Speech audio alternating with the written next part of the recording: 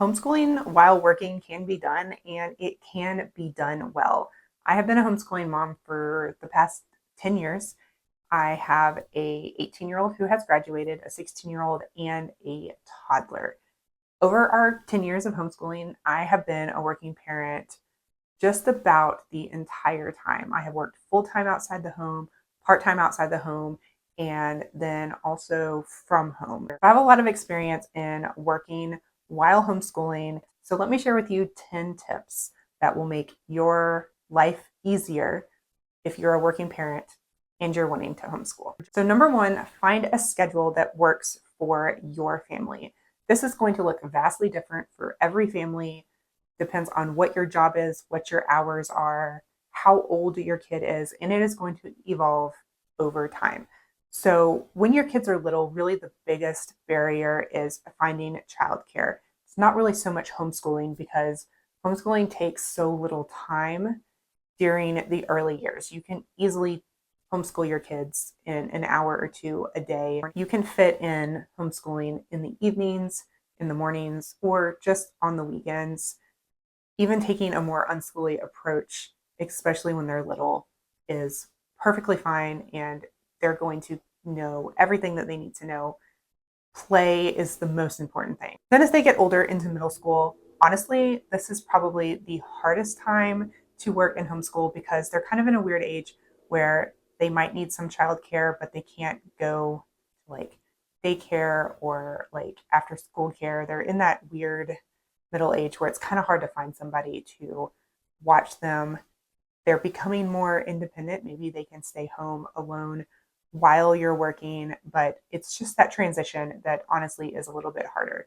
It's also a little bit harder because they're becoming more independent. They can do more work on their own, but you're having to work through that transition. So honestly, I'm going to say that middle school is the hardest time to work in homeschool. Once they get to high school, they're very independent. They should be able to do most of their work on their own. And you can just check in with them every day or every few days and get your schedule set up to where they are independent in their learning and you are just there to guide and support them. Number two, focus on English and math. Those are really the two main subjects that are really important, especially as your kid goes on to college. They need to know how to write a good paper and they need to know how to do basic math.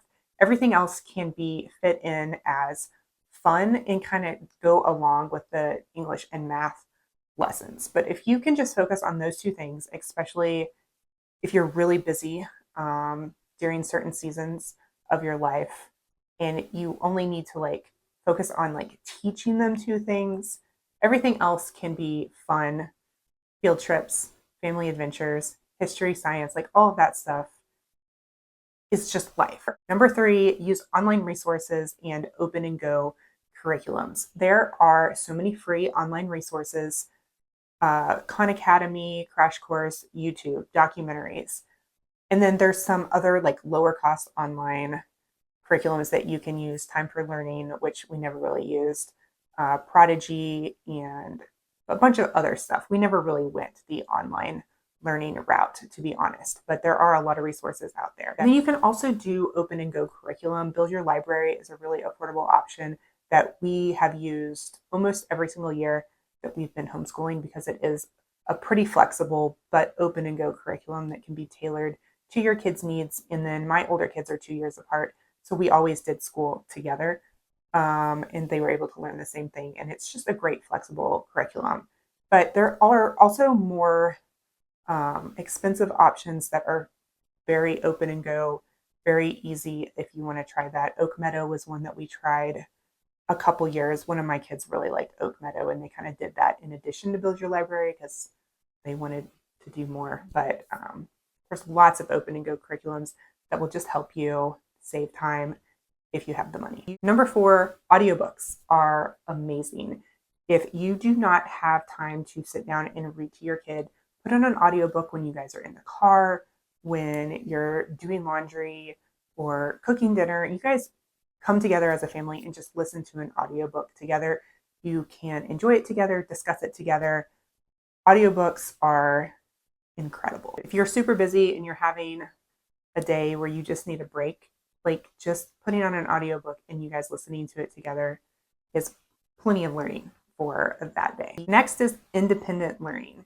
Get your kids set up to be as independent as they can be based on their age. It teaches self-discipline, independence, goal setting, time management, and it really has benefited our family a lot for my kids to be pretty independent in their learning. I am a facilitator in their learning. I help provide them with resources for whatever it is that they want to learn about and what curriculum they need.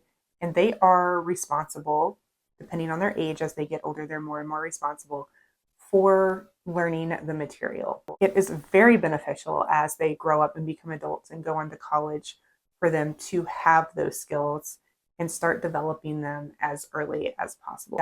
You can do a lot of project-based learning where your kids pick a topic and deep dive into that very interesting topic to them. It makes it more engaging, it makes it more fun, it makes it less work for you because you're not having to fight them on learning about it. It can be matched to meet their learning style. It encourages critical thinking skills and problem solving. Involve your children in planning their homeschool curriculum.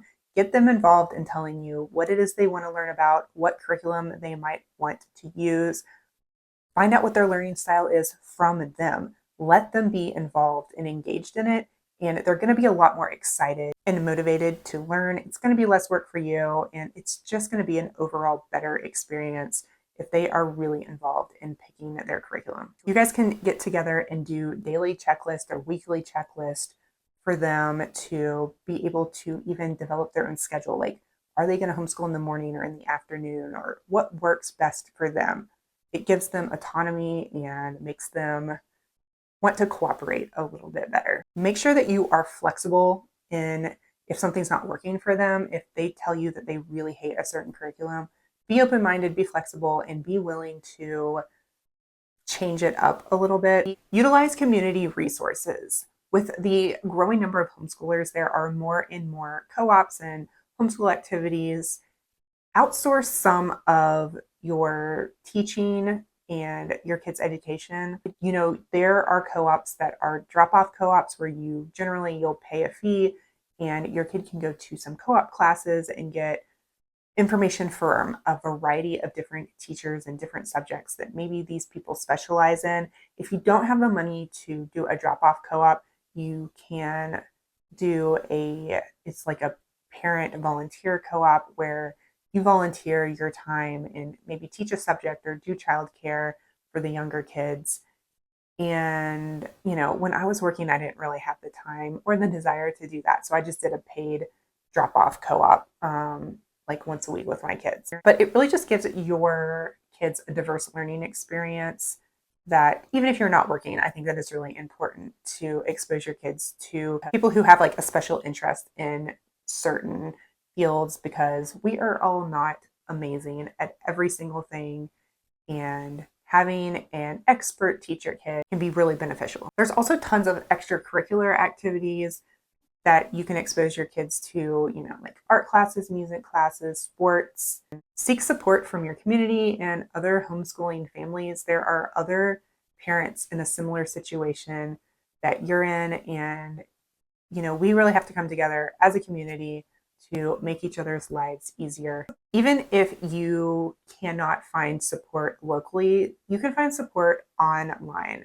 YouTube is a great place for other homeschoolers to connect with each other. Watching YouTube videos can make you feel like you're not alone. If you are wanting to find other local homeschoolers, Facebook has been great for us. Most areas have a local homeschool Facebook group that you can connect with other moms, get in with like field trips, co-ops, and just get-togethers. And then if you need to hire help, hire babysitter, hire tutors, those are available to you, and you can utilize those resources if you are working and just don't have the time.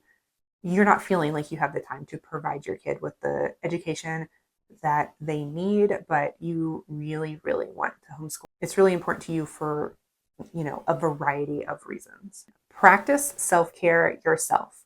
Working full time is hard, homeschooling is hard, being a parent in general is hard. So make sure that you are taking care of yourself and you are giving yourself a break so that you do not reach burnout. And this can look differently on different seasons of life. Sometimes you might be really motivated and able to do a whole bunch of stuff. And other times you might need to rest and like cut back a little bit on what you're doing. And that's okay. Recognize those things about yourself and, take care of yourself, because if you're not taking care of yourself, then you cannot take care of your family the way that you want to. Make sure that you are eating healthy, you're exercising, you're getting enough sleep. Do the best you can in all of those areas. You don't have to be perfect. Nobody's perfect. And it's also really hard when you have so much stuff going on, but it will really help you in the long run. Find hobbies that you enjoy, educate yourself, learn new things yourself. Not only is this really beneficial for you, but really you are showing your children how to take care of themselves as they get older and as an adult. You're also an example of what adult life looks like, is going to look like, and make your kids excited about growing up and being an adult, and do all the things that you want your kids to do when they are adults. What kind of life do you want for them? Treat yourself that way. Embrace a growth mindset. Be open to change, be flexible, be willing to learn. And homeschooling in and of itself is a really good educational experience, not only for your kids, but for yourself too, especially if you have gone through a traditional education system.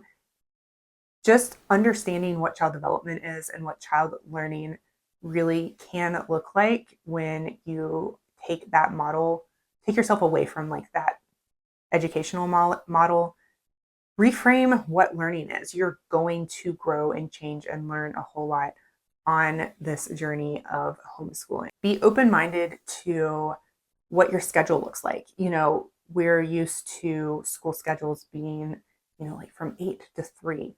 That is not what homeschool looks like. Don't think that that is what you have to do to successfully homeschool. It is hard to get, like looking back 10 years ago, like when I was working full time, my kids were in public school, and that was all that I had ever known. Like my mind has shifted so much in the years that I have been homeschooling, like definitely for the better, and just embrace that change in your perspective. And make sure that you are celebrating your successes, like even little teeny tiny small successes, getting through a day, getting through a book, getting through a curriculum, getting through a school year, getting through a work day, getting, promoted, like all of these little things. Make sure that you're celebrating them and recognizing them, because like as you're going through the day and like doing these little tiny things, you really tend to not recognize them. But if you take a step back and look at the big picture, you realize like how far you've come. So just take a moment often, every day if you can, to recognize all of the successes that you have had that day, that week, that month, that year. Balancing homeschooling and a full-time job can be challenging, but with a little bit of flexibility, creativity, and open-mindedness, it can be done, and it can be done well. Let us know in the comments what your biggest tips are for working and homeschooling. As always, thank you guys so much for watching, and I will talk to you next time.